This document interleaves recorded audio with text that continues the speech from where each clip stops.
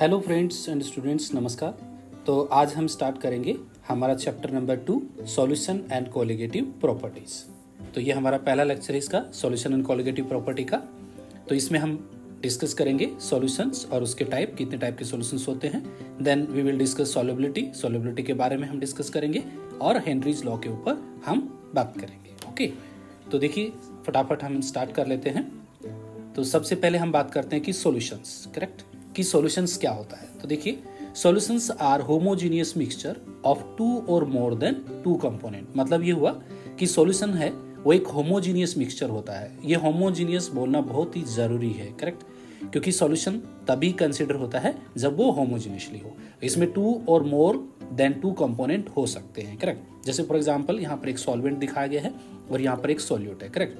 तो एक सॉल्वेंट और एक क्या है, सॉल्यूट है। इन दोनों को आपस में क्या कर दिया, आपने मिक्स कर दिया तो आपका सॉल्यूशन बन जाता है, करेक्ट। तो ये जो सॉल्यूशन आप देख रहे हो ये होमोजीनियस है, करेक्ट, यानी ये अच्छे से मिक्स है। मतलब आप कहीं से भी आप सैंपल निकाल के उसको एनालिसिस करोगे तो एवरीवेयर जो कॉन्सेंट्रेशन आपको क्या मिलेगा, सेम मिलेगा।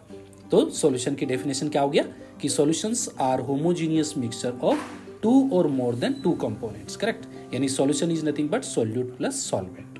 उसके बाद बात आती है कि सोल्यूट क्या होता है, व्हाट इज सोल्यूट। तो सोल्यूट क्या है, the component of solutions which has present in smaller quantity. मतलब ये हुआ कि टोटल सॉल्यूशन के अंदर जो स्मॉलर क्वांटिटी में जो प्रेजेंट होता है वो सोल्यूट होता है।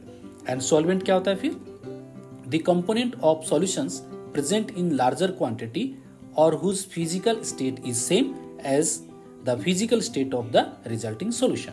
मतलब ये हुआ कि जो लार्जर क्वांटिटी में प्रेजेंट है वो आपका क्या होगा, सॉल्वेंट होगा। और सॉल्यूशन की जो फिजिकल फॉर्म होगी, यानी वो लिक्विड है या वो सॉलिड है, करेक्ट, या वो गैसियस सॉल्यूशन है, ये डिसाइड करता है आपका सॉल्वेंट। तो सॉल्वेंट यदि आपका लिक्विड है तो सॉल्यूशन आपका लिक्विड हो जाता है। सॉल्वेंट आपका सॉलिड है तो आपका सॉल्यूशन सॉलिड हो जाएगा। यदि आपका सॉल्वेंट गैस है तो सॉल्यूशन का नेचर भी क्या हो जाएगा, गैस हो जाएगा। मतलब ये हुआ कि फिजिकल जो प्रॉपर्टी होगी जो सॉल्यूशन की वो डिसाइड करता है सॉल्वेंट, और कॉन्सेंट्रेशन जो डिसाइड करता है वो होता है आपका सोल्यूट। तो चलिए अभी हम देखते हैं बाइनरी सॉल्यूशंस, मतलब टाइप ऑफ सॉल्यूशंस है एक्चुअली में। ये है बेस्ड ऑन कंपोनेंट। यदि आपके पास टू कंपोनेंट सिस्टम है, मतलब आपका सॉल्यूशन में A प्लस बी, यहाँ पर टू कंपोनेंट सिस्टम है, तो टू कंपोनेंट सिस्टम को बाइनरी सॉल्यूशन कहते हैं, करेक्ट। जैसे most of the solutions are binary, ज्यादातर जो सॉल्यूशन होते हैं वो बाइनरी होते हैं। That is consist of the two components out of which one is solute and other is solvent, जिसमें से एक सॉल्यूट है और दूसरा क्या है आपका सॉल्वेंट है। तो इसको हम बाइनरी सॉल्यूशन कहेंगे, है ना। तो ये जैसे ये बीकर में जो है ये आपका सॉल्वेंट हो गया और ये वाला जो पार्ट आपका जो कॉपर सल्फेट है ये आपका क्या हो गया, सॉल्यूट हो गया। इन दोनों को मिक्स कर दिया, आपका यूनिफॉर्म सॉल्यूशन बन गया है। तो ये आपका बाइनरी सॉल्यूशन है। उसके बाद एक सॉल्यूशन होता है टर्नरी सॉल्यूशन। तो टर्नरी सॉल्यूशन कब कहेंगे, ternary solution consist of three components, मतलब उसमें तीन कंपोनेंट रहेंगे, यानी ए बी एंड सी। तो there are three components, correct. तो इसको टर्नरी सॉल्यूशन कहेंगे। उसके बाद सॉल्यूट को दो कैटेगरी में डिवाइड किया गया है, एक होते हैं वोलेटाइल सॉल्यूट और एक होते हैं नॉन वोलेटाइल सॉल्यूट। तो सबसे पहले वोलेटाइल सॉल्यूट के बारे में बात करेंगे। तो वोलेटाइल सॉल्यूट क्या होते हैं, दो solutes which can be easily converted into vapor like alcohol acetone। तो ये जो अल्कोहल और एसीटोन ऐसे आपके क्या हैं, सॉल्यूट्स हैं जो इजीली वेपर फेज में कन्वर्ट हो जाते हैं। तो ऐसे कंपाउंड यानी ऐसे सॉल्यूट जो इजीली वेपर फेज में कन्वर्ट हो जाते हैं वो हमारे वोलेटाइल सॉल्यूट्स कहलाते हैं। और नॉन वोलेटाइल सॉल्यूट्स का मतलब होता है कि which cannot be converted into vapours like sodium chloride. मतलब सोडियम क्लोराइड को हम वेपराइज करने की कोशिश करें तो वो इजीली वेपराइज नहीं होगा, करेक्ट। तो ऐसे सब्सटेंसेस को या ऐसे सॉल्यूट को हम क्या बोलते हैं, नॉन वोलेटाइल सॉल्यूट कहते हैं।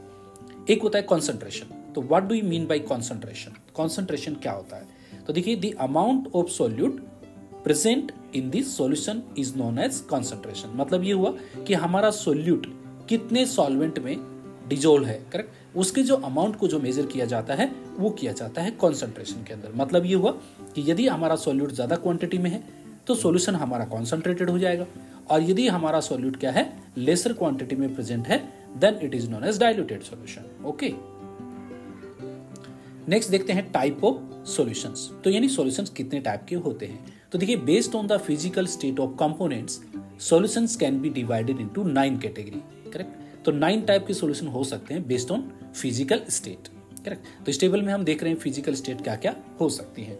तो देखिए टाइप ऑफ सॉल्यूशन की बात करें ब्रॉडली तो ये 3 टाइप के सॉल्यूशन होते हैं। वन होता है गैसियस सॉल्यूशन, सेकंड होता है liquid solution and third one होता है आपका सॉलिड सॉल्यूशंस, करेक्ट। अब बात करते हैं कि गैसियस सॉल्यूशन कब कब बन सकते हैं। तो गैसियस में यदि आपका सॉलिड क्या हो सकता है गैस, तो आपका यहाँ पर सॉल्वेंट फिक्स हो जाता है। तो जब आपका गैसियस सॉल्यूशन है तो और वो उसकी जो फिजिकल फॉर्म होगी वो गैस होगी, करेक्ट, क्योंकि सॉल्वेंट वहां पर हमारा क्या है फिक्स है।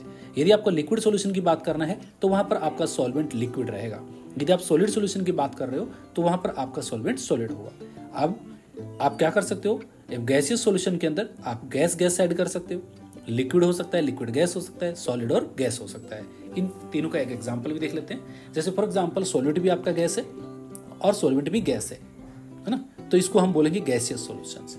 तो इसमें क्या क्या हो सकता है, mixture of oxygen and nitrogen gases. Nitrogen और ऑक्सीजन, एटमॉस्फेयर में हमने देखा है कि ऑक्सीजन और नाइट्रोजन आपस में मिक्स रहती हैं तो वो गैसियस सॉल्यूशन फॉर्म करते हैं। उसके बाद लिक्विड और गैस, तो लिक्विड और गैस है तो भी उसका कैटेगरी क्या होगा, गैसियस सॉल्यूशन ही होगा। जैसे chloroform mix with the nitrogen gas, मतलब क्लोरोफॉर्म क्या है, लिक्विड है और उसको नाइट्रोजन गैस के साथ में क्या किया गया है, मिक्स किया गया है, then it is also known as gaseous solutions. उसके बाद सॉलिड और गैस का भी क्या हो सकता है, कॉम्बिनेशन हो सकता है, तो जिसमें कैम्फोर इन नाइट्रोजन गैस, तो कैम्फोर क्या है, सॉलिड है और नाइट्रोजन जो है वो गैस है। तो इस टाइप का जो मिक्सचर होगा वो भी आपका क्या होगा, गैसियस सॉल्यूशन होगा। सिमिलरली लिक्विड में 3 कैटेगरी है, गैस लिक्विड, लिक्विड और लिक्विड एंड सॉलिड और लिक्विड। तो सबसे पहले हम बात करते हैं गैस और लिक्विड का, यानी ऑक्सीजन डिजोल्व्ड इन वाटर, यानी ऑक्सीजन जो है वो आपका गैस है और वाटर जो है आपका लिक्विड है। तो oxygen dissolved in water is called gas liquid solution. एक लिक्विड हो सकता है, लिक्विड में जैसे एथेनॉल डिजोल्व्ड इन वाटर, तो एथेनॉल को आपने वाटर में डिजोल्व कर दिया तो ये लिक्विड सॉल्यूशन हो जाएगा। सॉलिड और लिक्विड, जैसे ग्लूकोज डिजोल्व्ड इन वाटर या sodium chloride dissolved in water, तो ये क्या हो गया आपका सॉलिड लिक्विड सॉल्यूशन हो गया, मतलब लिक्विड कैटेगरी के अंदर आता है।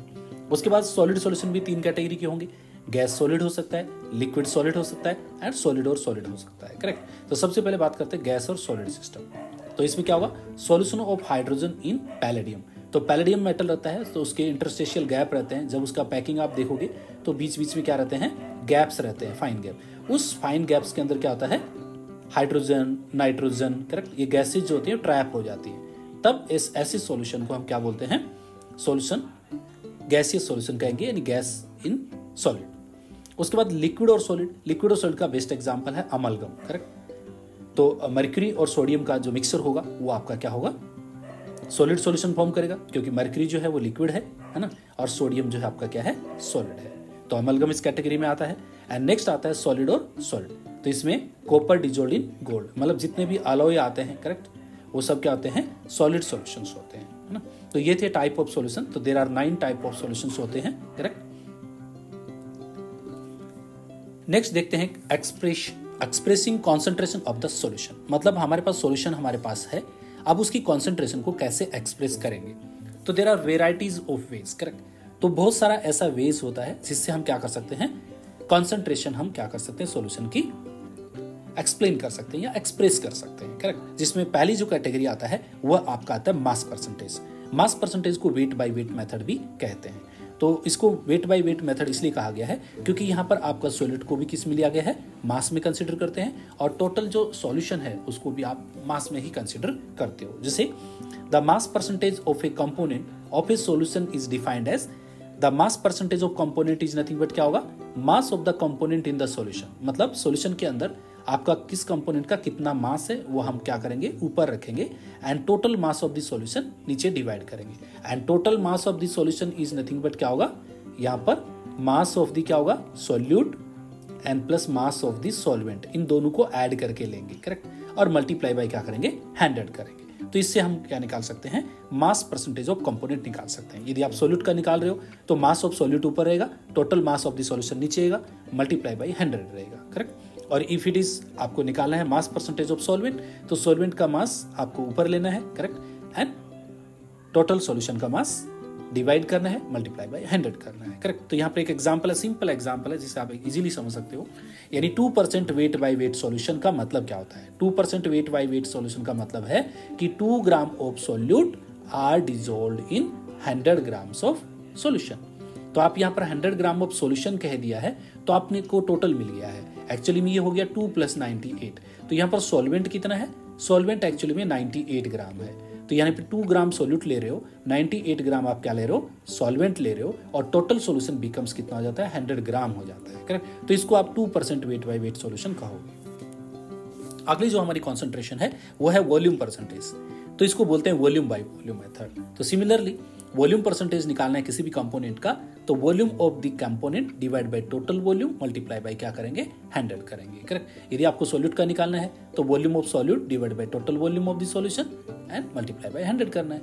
और यदि आपको वॉल्यूम ऑफ सॉल्वेंट कंसिडर करना है तो volume of solvent divide by total volume of the solution multiply by 100 करेंगे। करेक्ट। सिमिलरली यहाँ पर भी एक एग्जाम्पल दिया गया है, 5% weight by weight solution means, इसका मतलब ये हुआ कि 5 ml of solute is dissolved, ठीक है, to form 100 ml of this solution. तो सिमिलरली मतलब इसमें दोनों को यदि हम अलग अलग करें तो एक्चुअली में क्या होता है, 5 ml आपका सॉल्यूट है और 95 ml जो है वो आपका सॉल्वेंट है, और टोटल सॉल्यूशन आपका कितना बन जाता है, 100 ml बन जाता है। तो इसको आप बोल सकते हो 5% weight by weight solution. Next जो कॉन्सेंट्रेशन है वो है मास बाय वॉल्यूम परसेंटेज, जिसको हम वेट बाय वॉल्यूम मेथड कहते हैं। तो देखिए ये भी एक अनदर यूनिट है, ठीक है, commonly use as medicine and pharmacy is mass by volume percentage. तो ज्यादातर फार्मास्यूटिकल इंडस्ट्री जो है या मेडिसिनल इंडस्ट्री है वो इस परसेंटेज को यूज करती है, मास बाय वॉल्यूम, यानी एक सर्टेन क्वांटिटी को एक सॉल्यूशन में वो क्या करते हैं, डिजोल्व करते हैं, मेडिसिन तैयार करते हैं। तो it is the mass of solute dissolve in 100 ml of the solution. तो यहाँ पर आपका वॉल्यूम ऑफ द सॉल्यूशन जो है वो volume of the solvent same रहेगा। तो मास बाय वॉल्यूम परसेंटेज आपको निकालना है तो वेट ऑफ द सॉल्यूट, यानी आपको सॉल्यूट का तो मास लेना है divide by volume of the solution multiply by क्या करना है, 100 कर देना है। जैसे एग्जांपल है यहाँ पर 4% वेट बाय वॉल्यूम सॉल्यूशन की यदि बात करेंगे तो इसका मतलब है कि 4 ग्राम of solute is dissolved in 100 ml of the solution. Correct. यानी 100 ml में आपका 4 ग्राम क्या है, डिसॉल्व है। तो यहाँ पर सॉल्वेंट भी 100 ही रहेगा एंड आपका सॉल्यूशन का वॉल्यूम भी आपका 100 ही रहेगा। अगली जो कॉन्सेंट्रेशन आती है वो आती है पार्ट पर मिलियन। तो पार्ट पर मिलियन जो है ये कॉन्सेंट्रेशन तब यूज करते हैं जब सोल्यूट की क्वांटिटी बहुत ही किसमें हो, ट्रेस क्वांटिटी प्रेजेंट हो, तब आप पार्ट पर मिलियन यूज करते हो। तो देखिए when a solute is present in trace quantities तो it is convenient to express concentration in part per million, तो इसको हम ppm कहते हैं and it is defined as. तो पार्ट पर मिलियन को डिफाइन करना है तो क्या करना है, तो number of part of the component divide by क्या करना है, total number of part of all component of the solution और मल्टीप्लाई बाय 10⁶ करते हैं। तो इससे हमको निकलेगा ppm, पार्ट पर मिलियन। तो ये कॉन्सेंट्रेशन कब यूज करते हैं, व्हेन आपका सॉल्यूट क्या हो, ट्रेस क्वांटिटी में प्रेजेंट हो। अगला जो कॉन्सेंट्रेशन का जो तरीका है एक्सप्रेस करने का वो है आपका मोल फ्रैक्शंस। करेक्ट। तो मोल फ्रैक्शन क्या होता है, तो देखिए commonly use symbol for mole fraction is x। तो मोल फ्रैक्शन को x से रिप्रेजेंट करते हैं and subscript use on the right hand side of x denote the component, और x के सामने मान लीजिए a है या x b है तो ये कंपोनेंट को डिनोट करता है, मतलब ये a कंपोनेंट का मोल फ्रैक्शन है, ये b कंपोनेंट का मोल फ्रैक्शन है। करेक्ट। तो मोल फ्रैक्शन को निकालने का फॉर्मूला क्या है, वेरी सिंपल है। तो यहाँ पर देखिए ये बीकर दिखाया गया है, इस बीकर में आपका क्या है, जो लिक्विड है मान लीजिए वो है आपका मोल ऑफ सॉल्वेंट, और जो आपको पार्टिकल दिख रहे हैं वो है आपका मोल्स ऑफ सोल्यूट। लेटेस्ट से मोल्स ऑफ सोल्यूट को मान लीजिए Na कहते हैं, करेक्ट, और मोल्स ऑफ सोल्यूट को क्या कर सकते हैं, Nb कह सकते हैं। करेक्ट। तो आप A और B आप अदरवाइज किसी को भी कर सकते हो। करेक्ट। तो A आपने यदि सॉल्वेंट लेना है, करेक्ट, तो आप इसको कहोगे Na और सोल्यूट के लिए आप कहोगे Nb। Correct. And total mole जब रहेगा आपका N total, that is nothing but Na plus Nb, दोनों को हम ऐड करके लेंगे। करेक्ट। तो सिमिलरली कैसे कैलकुलेट करेंगे, तो mole fraction of any component आपको निकालना है, तो mole number of moles of the component, जिस कंपोनेंट का निकालना है, डिवाइड बाय क्या करेंगे, total number of mole of all the component. जैसे हम एक एग्जांपल ले लेते हैं, मान लीजिए हमारे पास एक बाइनरी मिक्सचर है, तो if the number of moles of A and B are Na and Nb, यानी हमारे पास A एंड B क्या है, सॉल्वेंट और सॉल्यूट है, और उसके नंबर ऑफ मोल भी दिए हैं, Na और Nb रेस्पेक्टिवली दिए हुए हैं। The mole fraction of A and B कैसे निकालेंगे, तो मान लीजिए A हमारा क्या है, सॉल्वेंट है, और B हमारा क्या है, सॉल्यूट। तो मोल फ्रैक्शन ऑफ सॉल्यूट कैसे निकालोगे, XB मतलब है mole fraction of solute, that is nothing but क्या होगा, मोल of solute divide by total number of moles. Correct. Total number of मोल मतलब Na प्लस Nb से डिवाइड कर देंगे। सिमिलरली मोल फ्रैक्शन ऑफ आपको XA मतलब सॉल्वेंट का निकालना है, तो mole of solvent divide by total moles मतलब Na प्लस Nb।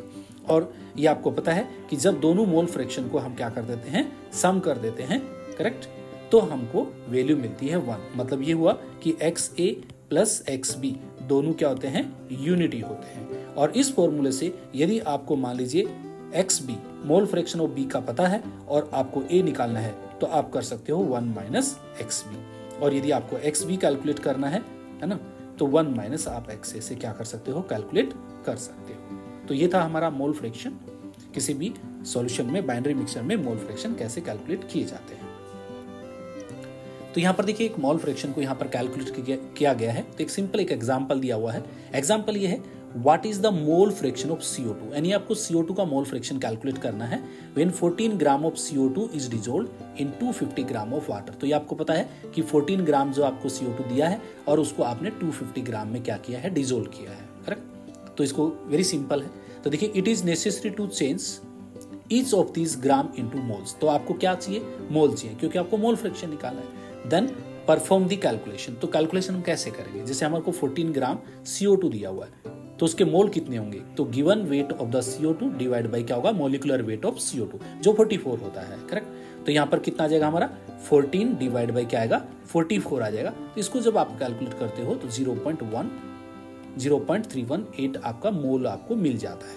सिमिलरली आपको वाटर के भी मोल निकालने हैं। तो वाटर का अमाउंट क्या है, गिवन वेट 250 है और डिवाइड बाय क्या करेंगे, 18 ग्राम, क्योंकि 1 मोल में कितना होता है, 18 ग्राम होता है। तो 250 डिवाइड बाय 18 करेंगे तो 13.899 मोल आपको CO2 इसका वाटर का मिल गया है, करेक्ट। यहाँ पर CO2 जो रॉन्ग है, यहाँ पर H2 आएगा बेटा, करेक्ट। तो यहाँ था, तो पहला था आपका 0.318 मोल ऑफ CO2 और दूसरा है 13.889 मोल ऑफ H2O, करेक्ट। अब दोनों के मोल आपको पता चल गया है, तो मोल फ्रैक्शन ऑफ आपको क्या निकालना है, CO2 निकालना है। तो mole fraction of CO2 is nothing but क्या आ जाएगा, mole of CO2 divide by total mole, मतलब water as well as CO2। तो इसको डिवाइड करते हैं तो फ्रैक्शन मिल जाता है 0.0224। तो ऐसे हम क्या कर सकते हैं, मोल फ्रैक्शन कैलकुलेट कर सकते हैं। तो मोल फ्रैक्शन से पहले हमको दोनों के मोल पता रहना चाहिए। उसके बाद नेक्स्ट जो कॉन्सेंट्रेशन का तरीका है वो है आपका मोलरिटी, यानी कैपिटल M। तो it is defined as the number of moles of solute dissolved in 1 litre of the solution. मतलब ये हुआ कि मोलरिटी इज का डेफिनेशन जो है, moles of the solute, solute के मोल निकालना है और उसको डिवाइड कर देना है volume of the solution in litre में। और यदि ये ml में हो, लीटर में ना हो, तो मल्टीप्लाई बाय हम 1000 से इसको मल्टीप्लाई कर देंगे, करेक्ट, क्लियर। और मोल्स ऑफ सॉल्यूट निकालने का फॉर्मूला आपको पता है कि मोल्स निकालने के लिए क्या होता है, गिवन वेट, करेक्ट। तो गिवन वेट डिवाइड बाय क्या होगा, आपका मॉलिक्यूलर वेट हो जाएगा। इससे आपको मोल्स निकल जाएंगे, करेक्ट। तो यहाँ पर भी एक सिंपल एग्जांपल दिया हुआ है। यदि मान लीजिए आपके नंबर ऑफ मोल्स कितने, आपके पास 2 है, तो if 2 mole of solute are present in 1 litre और उसको आपने 1 लीटर में ही क्या कर दिया है, डिसॉल्व कर दिया है, तो उस सॉल्यूशन की मोलरिटी कितनी हो जाएगी, 2 मोलार हो जाएगा सॉल्यूशन। तो सॉल्यूशन कॉन्सेंट्रेशन बिकम्स 2m, यानी 2 मोलार, करेक्ट। और इसकी मोल्स जो है वो तो यूनिट होगी मोल्स और वॉल्यूम की होती है पर लीटर, तो इसकी जो यूनिट हो जाएगी वो हो जाएगी आपकी मोलरिटी की मोल पर लीटर। ये एक इंपॉर्टेंट पार्ट है, ये हमको याद रखना है कि it decreases with increase in temperature. यदि आप टेम्परेचर इंक्रीज करते हो तो मोलरिटी जो है वो क्या हो जाती है, डिक्रीज हो जाता है, because as volume of solution increases with temperature, correct. क्योंकि टेम्परेचर से क्या हो रहा है, वॉल्यूम आपका क्या हो रहा है, इंक्रीज हो रहा है, करेक्ट। नेक्स्ट आता है आपका मोलैलिटी, करेक्ट। तो मोलैलिटी को स्मॉल m से रिप्रेजेंट करते हैं। तो जैसे हमने देखा था कि number of mole of solute dissolved in 1 litre of the solution, तो यहाँ पर हम 1 kg ऑफ सॉल्वेंट लेते हैं, करेक्ट। सिर्फ इतना ही फर्क है मोलैलिटी में। तो यहाँ पर mass of the solvent in kg में लेना है। तो it is defined as the number of moles of the solute per kg of the solvent and it can be expressed as molality is equal to क्या होगा, number of moles यानी moles of solute divide by mass of the solvent in kg, correct. तो यहाँ पर भी unit क्या हो जाएगी आपकी, मोल पर kg हो जाएगी, क्योंकि मोल्स को तो हम मोल में रिप्रेजेंट करेंगे, करेक्ट। एंड मास को जो है kg में रिप्रेजेंट किया तो kg ऊपर जाएगा तो क्या हो जाएगा, मोल पर kg हो जाएगा। अब देखिए, no effect of change of temperature. तो यहाँ पर टेम्परेचर का इफेक्ट नहीं होता है on molality, because it is a mass to mass ratio, क्योंकि ये मास टू मास रेशियो है और मास चेंज होगा नहीं, क्योंकि वॉल्यूम तो चेंज हो जाएगा टेम्परेचर से बट मास तो कांस्टेंट रहेगा यहाँ पर, करेक्ट। इसके लिए मोलरिटी जो होती है वो टेम्परेचर इंडिपेंडेंट होती है और मोलैरिटी जो होगी वो टेम्परेचर डिपेंडेंट होती है, करेक्ट। यहाँ पर देखो मोलरिटी कैसे कैलकुलेट किया गया है। What is the molarity of A chlorine solution, एक क्लोरीन का सॉल्यूशन है उसके मोलरिटी आपको निकालना है, यानी 16.1 gram of Cl2 dissolved in 1500 gram of water, मतलब 16.1 ग्राम जो है क्लोरीन को आपने डिजोल्व किया है, किसमें किया है 1500 ग्राम ऑफ वाटर में डिजोल्व किया गया है, करेक्ट। तो आपको मोलरिटी बतानी है। तो देखिए it is necessary to change 16.1 gram of Cl2 into moles, तो ये जितना भी हमको ग्राम दिया है इसको हमको मोल में कन्वर्ट करना है दोनों के लिए, करेक्ट। तो सबसे पहले हम Cl2 के मोल निकालेंगे। तो Cl2 को मोल निकालने का तरीका क्या है, given weight divide by molecular weight of Cl2 जो 71 होता है, यानी 16.1 डिवाइड बाय क्या होगा 71 आ जाएगा। तो आपका वैल्यू आ जाता है ये 0.227 मोल ऑफ Cl2 आपको पता चल गया है। अब then using the molarity equation and 1500 gram को जब हम केजी में रिप्रेजेंट करेंगे, क्योंकि mass of solvent in kg में चाहिए, तो इसको हम क्या करेंगे डिवाइड बाई 1000 से डिवाइड करेंगे तो ये 1.5 केजी हो जाएगा, ठीक है। तो मोलरिटी क्या होगा, number of moles divide by mass of the solvent in KG, तो इसको आप केजी से डिवाइड करोगे तो मोल पर केजी ये वैल्यू आ जाएगी, और ये मोलरिटी आती है आपकी 0.151 m, स्मॉल है।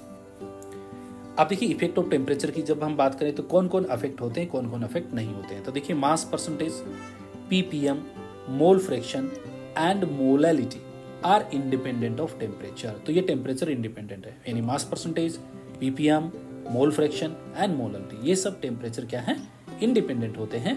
Where is molarity is a function of temperature, molarity जो है टेम्परेचर का फंक्शन है, मतलब टेम्परेचर से अफेक्ट होता है।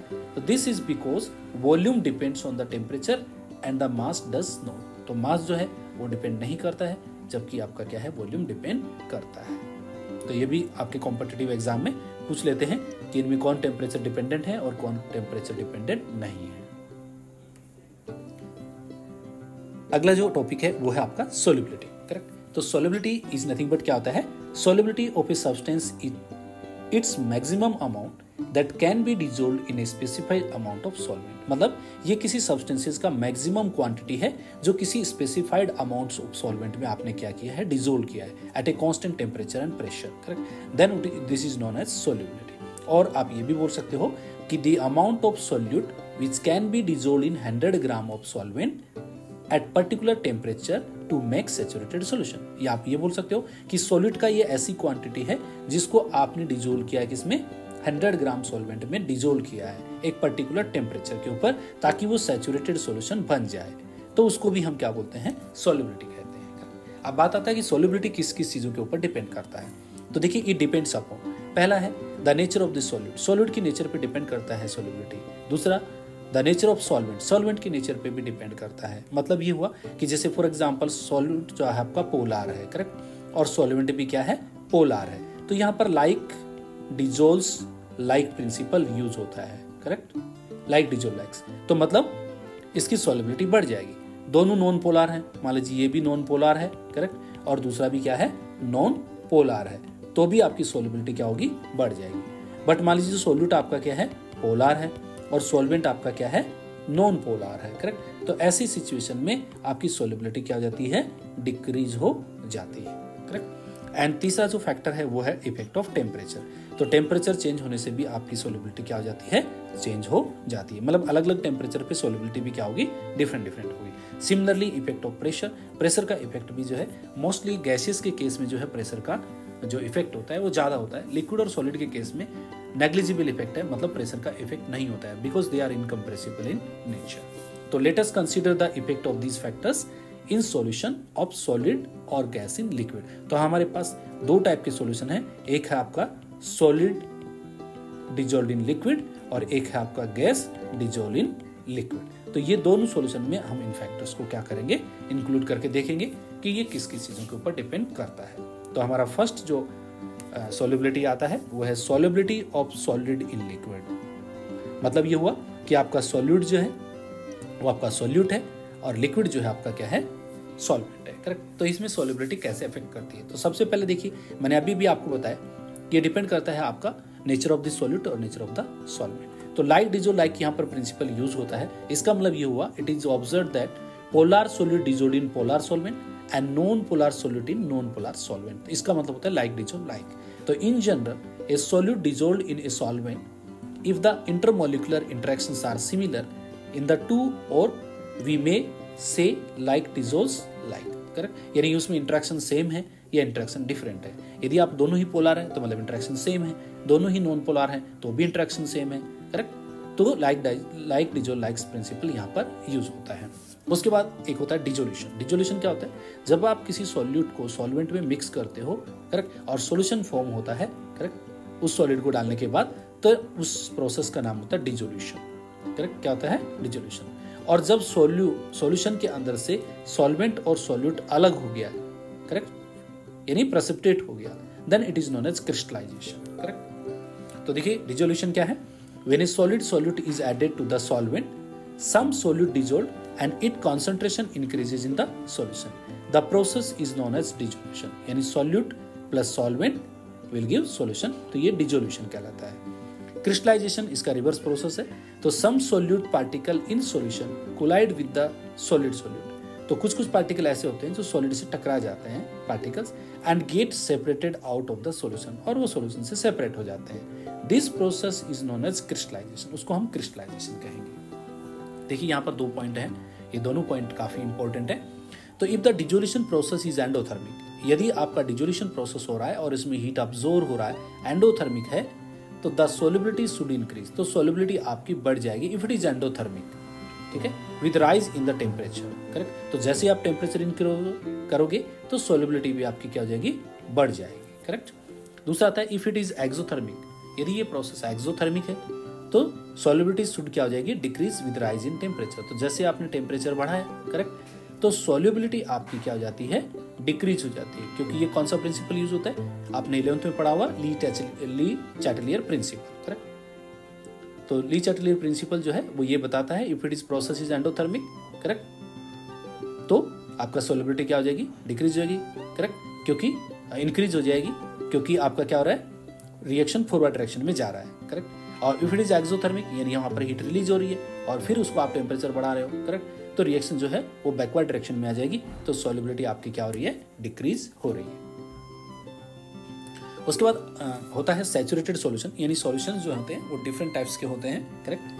तो सबसे पहले देखते हैं इसकी सैचुरेटेड सॉल्यूशन क्या होता है। तो देखिए, such a solution in which no more solute can be dissolve, मतलब ये हुआ कि आपने सॉल्यूट जो है वो मैक्सिमम आपने डिजोल्व करके रखा है एक गिवन सॉल्वेंट के अंदर, एक पर्टिकुलर टेम्परेचर एंड प्रेशर के ऊपर, तो वो जो क्वांटिटी जो कहलाएगी वो कहलाती है आपकी सैचुरेटेड सॉल्यूशन। मतलब अब उसमें no more solute can be added, मतलब उसमें और ज्यादा हम सॉल्वेंट ऐड नहीं कर सकते हैं, correct, eight the same temperature and pressure. तो ऐसे सॉल्यूशन को हम क्या बोलते हैं? सैचुरेटेड सॉल्यूशन कहते हैं।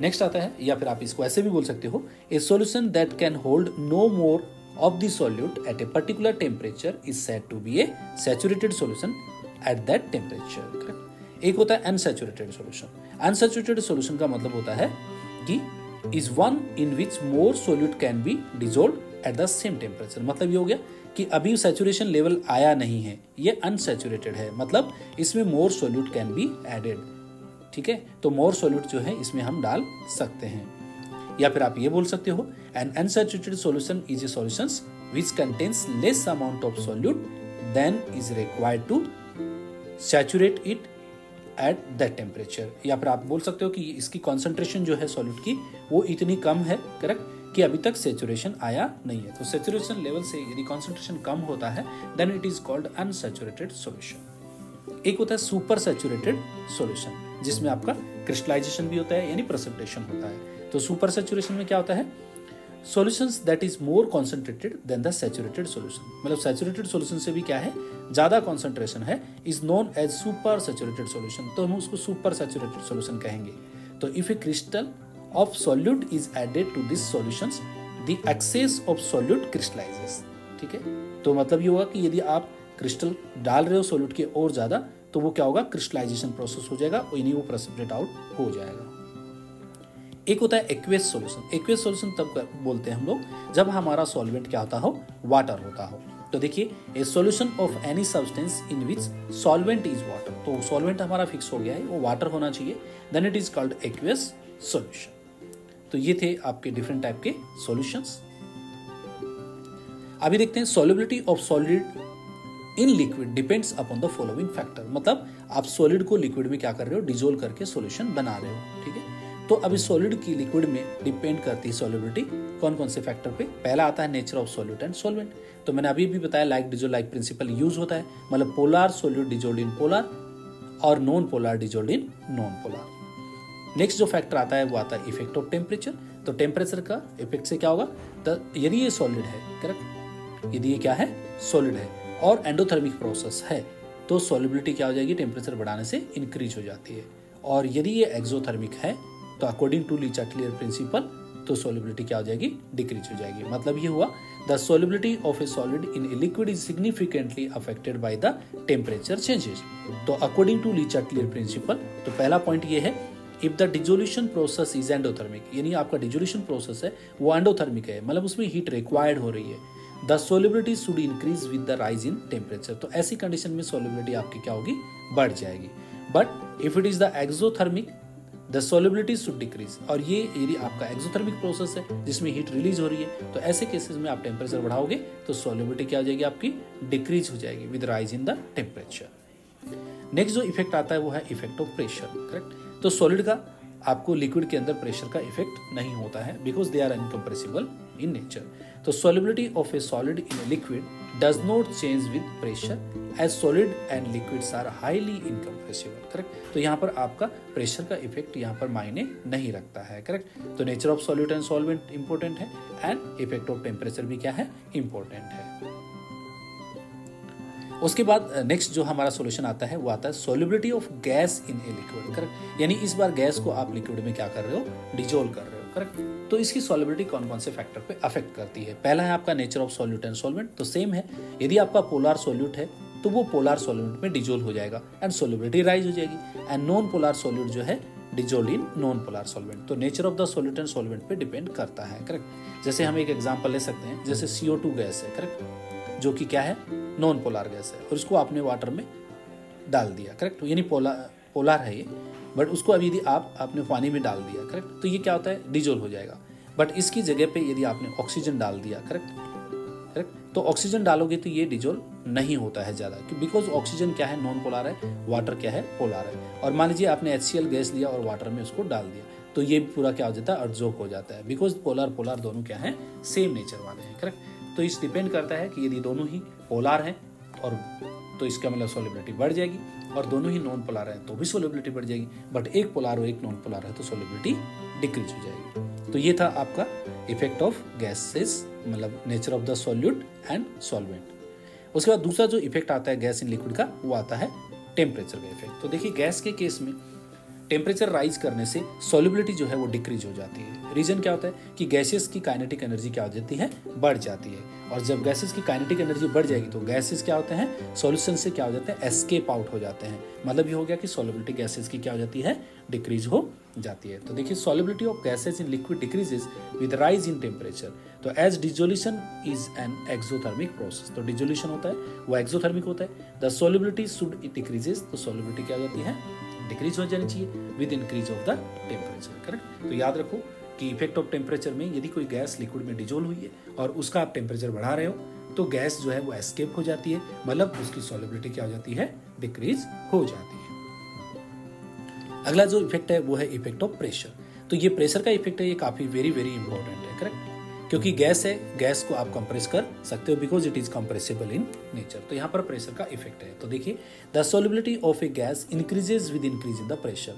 मान लीजिए यहाँ पर P1 है और यहाँ पर P2 है, और P1 जो है वो P1 से क्या है, ग्रेटर है, तो कहाँ पर ज्यादा कंप्रेस होगा, P2 के केस में क्या होगा, कंप्रेसिबिलिटी क्या होगी, ज्यादा रहेगी। तो डिपेंड करता है, सॉल्युबिलिटी यदि आपका प्रेशर ज्यादा रहा तो सॉल्युबिलिटी भी क्या रहेगी, ज्यादा रहेगी, प्रेशर कम रहा तो सॉल्युबिलिटी भी क्या रहेगी, कम रहेगी। तो इसके ऊपर हम देखेंगे अभी हेनरीज लॉ।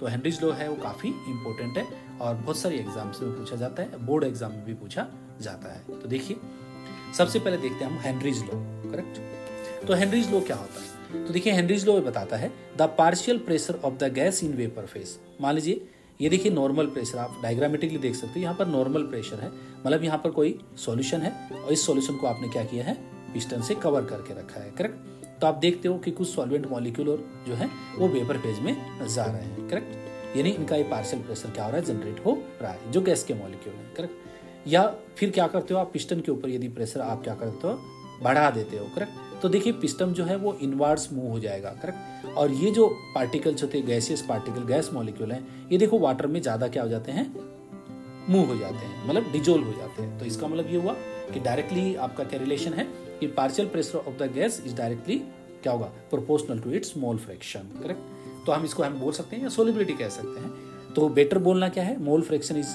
बेटर है एज कंपेयर टू सोलिबिलिटी। तो इसको हम डिफाइन कैसे करेंगे, डिफाइन ये हो गया, the partial pressure of the gas in vapour phase. तो वेपर फेज में जो पार्शियल प्रेशर होगा गैस का, which is proportional to the mole fraction of the gas in the solution. तो इसके अंदर कितना उसका मोल फ्रैक्शन चला गया है, ठीक है, वो क्या होगा, उस प्रेशर के डायरेक्टली प्रोपोर्शनल होगा। मतलब ये हुआ कि pressure is directly proportional to X आएगा मोल फ्रैक्शन। एंड जब प्रोपोर्शनलिटी का साइन हटाते हैं तो यहाँ पर क्या आता है, कांस्टेंट आ जाता है, करेक्ट। उस कांस्टेंट का नाम है हेनरीज कांस्टेंट, करेक्ट। तो फॉर्मूला क्या होगा, P is equal to KH into X हो जाएगा, करेक्ट। तो वापस मैं आपको बता देता हूँ कि हेनरीज लॉ क्या है। हेनरीज लॉ ये बोलता है the partial pressure of the gas in vapour phase is directly proportional to the mole fraction of the gas in the solution, यानी P is equal to KH into X, जहाँ पर P क्या है, partial pressure of the gas है, X क्या है, mole fraction of the gas है, और KS मतलब होता है हेनरीज कांस्टेंट। और हेनरीज कांस्टेंट की वैल्यू क्या होती है, it depends upon the nature of the gas. तो गैस डिफरेंट गैसेस के लिए KH की वैल्यू भी क्या होती है, डिफरेंट होती है। यदि हम यहाँ पर डायग्राम देखें, करेक्ट, इसका ग्राफ देखें, इधर पार्शियल प्रेशर ले ले y एक्सिस पे और इधर मोल फ्रैक्शन ले लें, तो देखिए हमको लीनियर ग्राफ एक मिलता है। इसका मतलब ये हुआ कि मोल फ्रैक्शन बढ़ेगा तो पार्शियल प्रेशर भी बढ़ेगा, करेक्ट। तो ये लीनियर बिहेव करता है। तो ये ग्राफ इज वेरी इंपॉर्टेंट है हेनरीज लॉ का, करेक्ट। उसके बाद आता है एप्लीकेशन ऑफ दिस लॉ, यानी हेनरीज लॉ के एप्लीकेशन क्या क्या है, करेक्ट। तो देखिए एप्लीकेशन बहुत सिंपल है। तो सबसे पहले हेनरीज लॉ का जो एप्लीकेशन है वो है इन पैकिंग ऑफ सोडा कैंस, यानी आपकी जितनी भी कोल्ड ड्रिंक्स आती हैं, सोडा कैंस आते हैं, ठीक है, एरेटेड ड्रिंक्स, तो उसमें CO2 गैस पास की जाती है, करेक्ट। और वो जो CO2 गैस पास करते हैं सोडा बोतल में, वो प्रेशर के ऊपर डिपेंड करती है। यानी आप प्रेशर ज्यादा अप्लाई करोगे तो CO2 की सोलिबिलिटी ज्यादा होगी, प्रेशर कम होगा तो CO की सोलिबिलिटी क्या हो जाएगी, कम हो जाएगी। तो मतलब ये हुआ, to increase the solubility of CO2 gas in soda water, bottles of the soda water is always packed under high pressure. इसके लिए अंडर हाई प्रेशर जो है वो आपके सोडा बोटल्स क्या होती हैं, पैक होती है। तो यहाँ पर हमारा डायरेक्ट एप्लीकेशन हो गया कि पैकिंग इन सोडा कैंस।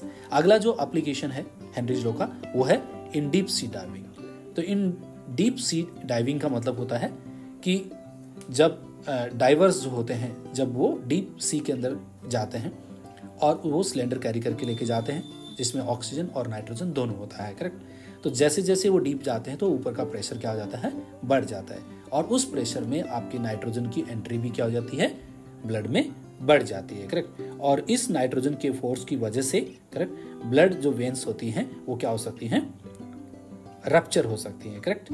तो उस चीज को निकालने के लिए नाइट्रोजन को रिप्लेस करते हैं विद द इनर्ट गैसेस, जैसे हीलियम हो गया या नाइट्रोजन हो गया, करेक्ट। नाइट्रोजन को तो निकाल देते हैं, उसमें हीलियम से उसको रिप्लेस कर देते हैं, तो उसमें थोड़ा हीलियम ऐड कर देते हैं, क्योंकि हीलियम क्या है, इनर्ट गैस है, एंड वो क्या करेगा, प्रेशर भी कम एक्सर्ट करेगा और वो हमारे इसके साथ में रिएक्शन भी नहीं करेगा क्योंकि वो इनर्ट है, और उसकी सॉलिबिलिटी भी ब्लड में क्या है, बहुत ही कम है। तो देखिए इन डीप सी डाइविंग जो एप्लीकेशन है वो भी एक हेनरी लॉ का एप्लीकेशन है। तो as nitrogen is more soluble gas in our blood and at deep sea pressure increases so its solubility also increases. मतलब ये हुआ कि जब हम डीप सी के अंदर जब जाते हैं तो प्रेशर धीरे धीरे क्या हो रहा है, बढ़ रहा है, तो इसकी सॉलिबिलिटी भी हमारी बॉडी के अंदर क्या हो जाएगी, गैसेस की ब्लड के अंदर बढ़ जाएगी। तो when scuba divers tries to come rapidly towards the surface of the water, pressure decreases and dissolved NO2 gas comes back from the blood and make bubble in his veins। तो मतलब क्या होगा, जब स्कूबा डाइवर वापस surface की तरफ आता है तो फिर से प्रेशर क्या हो जाता है, डिक्रीज हो जाता है। तो नाइट्रोजन जो ब्लड के अंदर गया था वो क्या होता है, वापस आता है, करेक्ट, और वो क्या करता है, बबल फॉर्म करता है। तो इट बिकम्स बेंड्स, करेक्ट, तो इट बिकॉज बेंड्स। तो to avoid bends diver use oxygen diluted with the helium. तो वो आपका बेंड्स नहीं आना चाहिए, इसकी वजह से क्या करते हैं, ऑक्सीजन में आप हीलियम क्या कर देते हैं, उसको डाइल्यूट कर देते हैं हीलियम से। तो ये कॉम्बिनेशन होता है कि 11.7% हीलियम होता है उसमें, 56.2% नाइट्रोजन होता है एंड 32.1% ऑक्सीजन बचता है उसमें। तो because helium is less soluble in blood, क्योंकि हीलियम की जो सॉल्युबिलिटी है वो ब्लड में नहीं है। करेक्ट। तीसरा जो एप्लीकेशन है वो है blood supply at higher altitude. Correct. तो मतलब ये हुआ कि at higher altitude low blood oxygen cures climbers to becomes weak and make them unable to think clearly. तो ये माना गया है कि हाई एल्टीट्यूड के ऊपर प्रेशर क्या होता है, कम होता है, तो ब्लड के अंदर ऑक्सीजन की सप्लाई भी क्या हो जाती है, कम हो जाती है। करेक्ट। तो उसकी वजह से क्या होता है, अनेबल टू थिंक क्लियरली, तो जो ब्रेन है वो अच्छे से काम नहीं करता है, कि उसको थिंकिंग की जो पावर है वो नहीं मिल पा रही है। तो which are symptoms of a conditions known as anoxia.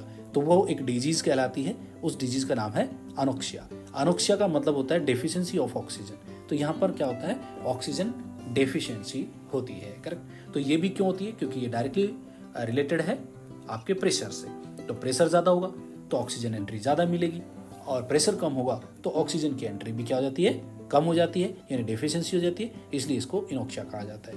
तो application of the Henry's law मैं वापस बताता हूँ, इन पैकिंग ऑफ सोडा कैंस, दूसरा है इन डीप सी डाइविंग्स, एंड तीसरा था blood supply at high altitude. Correct. तो ये सभी क्या है, direct application of Henry's law है। उसके बाद में आता है लिमिटेशंस ऑफ हेनरीज लॉ। तो हर जगह पे मतलब हेनरीज लॉ जो है वो एप्लीकेबल नहीं होता है, तो मतलब उसके कुछ लिमिटेशंस हैं।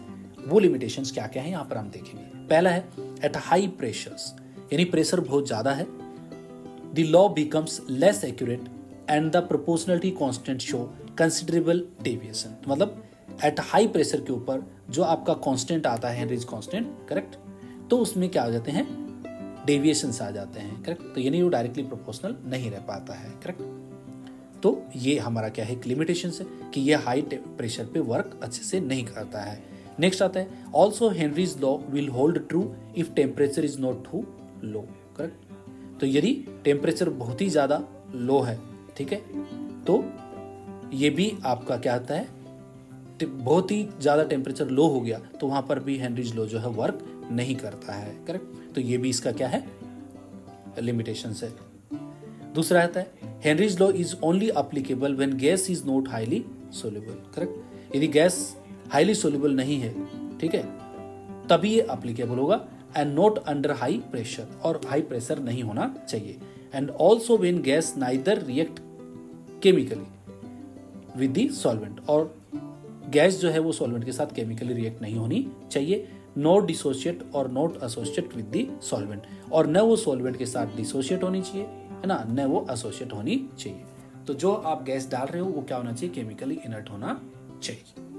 तो ये जो कंडीशन है वो है लिमिटेशंस ऑफ हेनरीज लॉ। अब इसके ऊपर एक एग्जांपल है, देखिए H2S a toxic gas with rotten egg like smell is used for the qualitative analysis if the solubility of H2S in water at STP is दिया गया है 0.195 molal, calculate Henrys law constant. तो आपको Henrys law constant calculate करना है। तो उसके option दिए हैं 152 बार, 100 बार, 200 बार एंड 282 बार। तो देखिए सबसे पहले आप कैसे करोगे, तो सबसे पहले देखिए आप निकालोगे मोल फ्रैक्शन ऑफ H2S। अब मोल फ्रैक्शन ऑफ H2S निकालने के लिए क्या निकालोगे, mole of H2S divide by mole of H2S and mole of water. तो सबसे पहले इन दोनों के आपको मोल चाहिए। तो सबसे पहले हम निकालेंगे number of moles of water in 100 ग्राम। 100 ग्राम में नंबर ऑफ मोल कितने होंगे, सॉरी 1000 ग्राम, माने आपको 1 kg में निकालना है, क्योंकि मोलाल दिया हुआ है, तो मोलाल का मतलब वो पर केजी ऑफ द सॉल्वेंट है, तो आपको यहाँ पर 1000 ग्राम लेना है। तो कितना हो जाएगा मोल, तो अमाउंट ऑफ वाटर कितना है 1000 gram divide by molar mass of water 18 ग्राम होता है। तो आप 1000 को 18 से डिवाइड करोगे तो 55.55 मोल्स आपको मिल गए। तो वाटर का मोल आपको मिल गया। अभी निकालना है mole fraction of H2S। Mole fraction of H2S निकालने के लिए क्या करेंगे, mole of H2S divide by mole of H2S plus mole of water. Correct. तो आपको मोल अभी निकाला है, H2S का मोल कैसे कैलकुलेट करोगे, H2S का मोल भी हम कैसे कैलकुलेट करेंगे, जो भी आपको दिया है 0.195 मोलाल दिया हुआ है, मतलब उसके मोल कितने हैं 0.195। तो यहाँ पर 0.195 डिवाइड बाय 0.195 प्लस वाटर का मोल 55.55। जब आप इसको कैलकुलेट करते हो तो आपको मिल जाता है मोल फ्रैक्शन ऑफ H2S, वो मिलता है 0.0035। अभी आपको निकालना है calculation of Henry's law constant. तो हेनरीज लॉ कांस्टेंट को निकालने का फॉर्मूला क्या है? तो देखिए mole fraction of H2S is nothing but क्या होता है? Partial pressure of H2S divide by KH of for H2S, मतलब Henry's law constant for H2S at STP। आपको KH निकालें तो हम KH को इधर लेके चले जाएंगे क्रॉस मल्टीप्लिकेशन, और XH2S को हम नीचे ले आएंगे, करेक्ट। तो KH for H2S is equal to क्या होगा? Partial pressure of the gas H2S divide by क्या होगा? Mole fraction of H2S। तो पार्शियल प्रेशर कितना है जो बार में दिया गया है, करेक्ट, जो कितना आता है 0.987 बार, करेक्ट, क्योंकि स्टैंडर्ड कंडीशन है STP पे 1 बार की 1 एटमॉस्फेयर की वैल्यू कितनी होती है आपको STP पे 0.987 बार होता है, डिवाइड बाई ये आपका क्या मोल फ्रैक्शन ऑफ H2S जो आपने पहले से कैलकुलेट कर लिया है, इससे वो डिवाइड कर देंगे तो हमको मिल जाता है यहाँ पर 282 बार, करेक्ट। तो इसका जो करेक्ट आंसर होगा वो होगा 282 bar is the correct answer. अगला एक एग्जांपल है, which one of the following statement regarding Henry's law is not correct. अब बोलना है हमको कि हेनरीज लॉ के रिगार्डिंग कौन सा करेक्ट नहीं है। ये आपके जेईई एग्जाम में 2019 में क्वेश्चन आया हुआ है, करेक्ट। तो इसके ऑप्शन दिए गए थे, different gases of different KH यानी Henry's law constant values at the same temperature. ये बिल्कुल क्या है, सही है, क्योंकि अलग अलग गैसेज के लिए हेनरीज कांस्टेंट की वैल्यू डिफरेंट होती है, करेक्ट। ओके, तो ये तो हमारा क्या है, करेक्ट है। दूसरा है, higher the value of KH at a given pressure higher is the solubility of the gas in the liquid. ये हमारा रॉन्ग स्टेटमेंट है, correct, because higher the value of KH तो आपकी सॉल्युबिलिटी जो होगी वो लो हो जाती है, करेक्ट। तो ये हमारा क्या है, करेक्ट स्टेटमेंट है, जो कि सही नहीं है, करेक्ट। हमारा ऑप्शन ये है। नेक्स्ट देखते हैं, the value of KH is increases with increase of temperature and KH is a function of the nature of the gas. ये भी क्या है, करेक्ट है। एंड नेक्स्ट है, the partial pressure of the gas in vapour phase is proportional to the mole fraction of the gas in the solution phase. यानी ये तो हमने पहले देखा है, P इजिकल टू क्या होता है आपका KH इंटू X होता है, तो ये तो डायरेक्ट रिलेशन है, करेक्ट। तो ये भी आपका क्या है, सही है। तो ओनली आपका जो इनकरेक्ट ऑप्शन था वो है ऑप्शन नंबर B। तो आप देख सकते हो, तो at a constant temperature solubility of gas varies inversely with Henry's law constant यानी KH। तो KH इजिकल टू क्या होगा, प्रेशर डिवाइड बाय क्या होता है, solubility of a gas in liquid. Pressure मतलब P, सॉल्युबिलिटी मतलब S। तो KH इजिकल टू क्या हो जाएगा आपका फॉर्मूला, P बाई S हो जाएगा। तो आप देख सकते हो कि KH की वैल्यू और आपका S की वैल्यू देखिए इनवर्सली प्रोपोर्शनल है, करेक्ट। यानी KH वैल्यू ज्यादा है, सॉल्युबिलिटी कम होगी, करेक्ट। और KH की वैल्यू लो है तो सॉल्युबिलिटी क्या होगी आपकी, ज्यादा होगी। तो मतलब ये हुआ, thus higher the value of KH at a given pressure the lower is the solubility of the gas in the liquid, correct. तो मतलब ये हुआ कि ऑप्शन नंबर जो B है आपका, वो आपका क्या है, ऑप्शन सही है। मतलब higher the value of KH at a given pressure higher is the solubility, जो कि क्या है, रॉन्ग है, करेक्ट। तो ये था हमारा आज का लेक्चर। चैप्टर नंबर 2 था सॉल्यूशन एंड कोलिगेटिव प्रॉपर्टीज। तो thank you for watching, thank you very much.